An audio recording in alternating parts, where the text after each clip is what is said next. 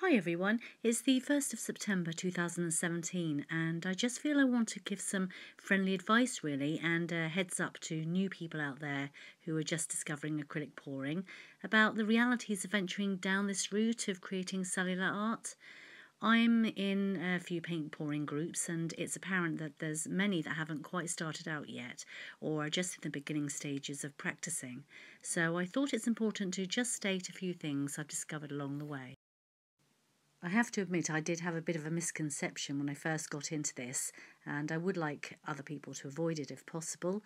I didn't really know what to expect or what I was getting into when I first started experimenting about 4 or 5 months ago now. But one thing I have found from all this that it's liberated me from a really big fear of painting onto blank canvases and also the need to have so much control over the process of creating art. When I first stumbled across the process, I thought it all looked so easy and I'd just assumed that I would produce endless masterpieces. Yeah, no. I learned the hard way that this is a process that has a life of its own and there can be many variables with each pour. So some of the work that I produced was like a dream, and God, others turned into such major duds. So I've done a lot of repours along the way. But you can do certain things that will help ensure more success than fails. The images that I've chose to show here are just photos I've taken of my recent acrylic cell pours and quite a few swipes that I was happy with. So here are the main points that I wanted to share with you all.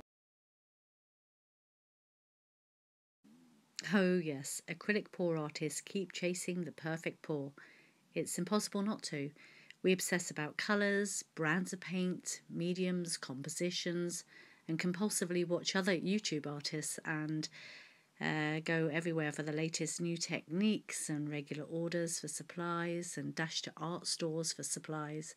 We need a regular fix of doing more pour art to improve our technique, and this can start dominating your life. Well, it did with me anyway. Yeah, the fact of the matter is that acrylic pouring is not cheap, even when you're aiming to do it budget style. Yes, initially, of course, we all start off buying cheap paints, the glue, water, dish soap or other lubricants, that have dimethicone for cell production in it, whilst we see if this style appeals to us. And there are definitely a few artists out there who are producing really beautiful paintings using these supplies. But I just find, like any addiction, your curiosity will get, the better of you, and it's very likely that you're going to want to try out other formulas and recipes that you see online, and it's all in the pursuit of the perfect pour art. And that's when it starts to add up. More expensive paint brands, 100% silicone, pure dimethicone, rubbing alcohol, Floetrol, various brands of pouring mediums, better quality canvases, tools to use, butane, torch and gas, spray finishes, varnishes to protect your work, etc., etc., and it just goes on.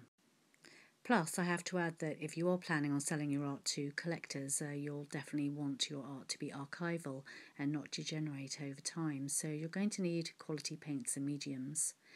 It does add up, so do keep this in mind, what budget you have, and try and stick to it.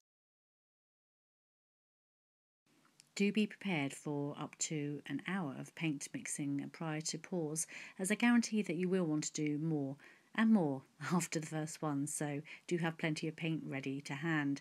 And also consider that you might be spending another hour afterwards scrubbing floors, carpets, furniture, and yourself after you've completed a pouring session.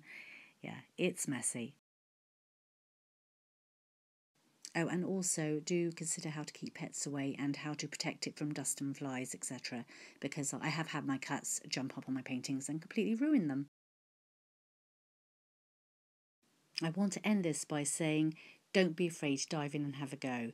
Really, go for it. It's fabulous fun. Some amazing art can be produced by absolutely anyone who doesn't even consider if they have an artistic bone in their body. It's for all ages, from toddlers to retired pensioners, and great activity to share with friends and families or groups. So enjoy! Thanks for subscribing.